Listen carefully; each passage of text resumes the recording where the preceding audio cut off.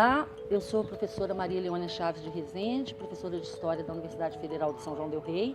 Sou coordenadora do curso da especialização Mundos Nativos, Saberes, Culturas e História dos Povos Indígenas e gostaria de dar as boas-vindas a vocês, os cursistas, e apresentar de uma forma geral a concepção do nosso curso. Bem, acho que a primeira coisa muito importante que a gente tem que levar em conta é quem são os povos indígenas do Brasil. Não sei se vocês sabem, mas o censo de 2010 mostrou que nós temos 900 mil índios no Brasil, que é relativamente a 0,48% da população.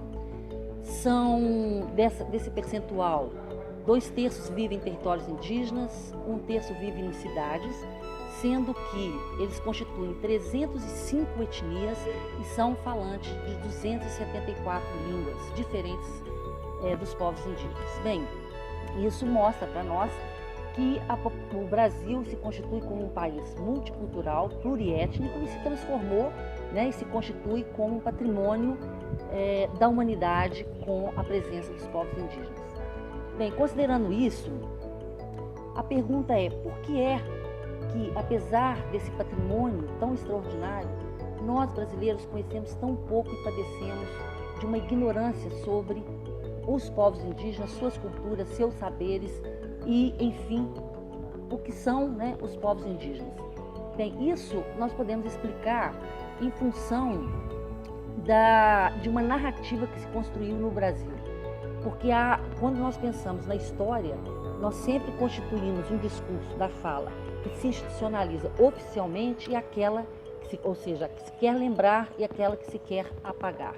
Infelizmente, só muito recentemente é que se reconstruiu a narrativa dos relatos do que ocorreu com os povos indígenas do Brasil. Via de regra, a justificativa e a explicação para isso, para o apagamento dos povos indígenas da história do Brasil, é em função de uma guerra porfiada que ocorreu no período colonial, como vocês sabem, no desencontro entre os povos indígenas e os europeus, e que, em função disso, os povos indígenas foram exterminados da face da terra. E, portanto, sendo assim, não fazem parte mais da história. E o que sobrou acabou sendo assimilado, integrado na sociedade colonial.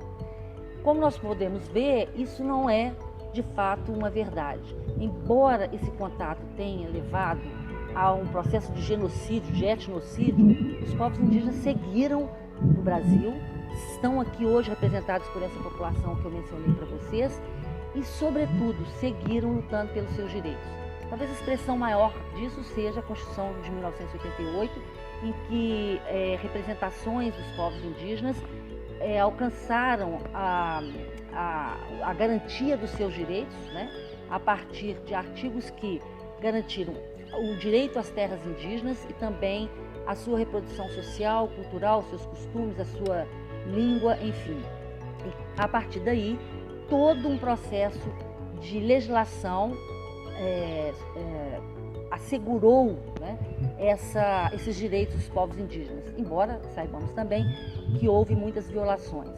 Mas uma lei muito importante foi a Lei 11.645 de 2008, que garantiu que toda a formação escolar no Brasil deveria incluir o estudo sobre culturas e história dos povos indígenas.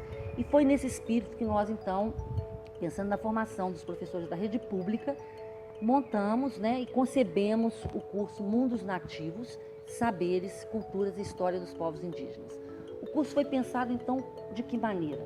Foi pensado na questão indígena como epicentro, relacionando diversas áreas do conhecimento, tal como a arqueologia, a arte, a história, o direito, a geografia, a educação indígena, tentando compreender, então, como essas áreas do conhecimento fazem uma interface com o nosso mundo ocidental. Nesse sentido, nós propusemos uma ecologia dos saberes, ou seja, uma troca entre o nosso mundo e os diversos mundos nativos, dada a pluralidade dos povos indígenas. Então, eu quero convidar vocês, dar as boas-vindas, como disse, e convidar vocês a participar do curso e nos encontrar aqui no dia 10 de novembro, quando nós teremos abertura e contaremos com a conferência do ambientalista, liderança indígena e mérito da Ordem Cultural do Brasil, Ailton Krenak. Sejam todos bem-vindos. Obrigada.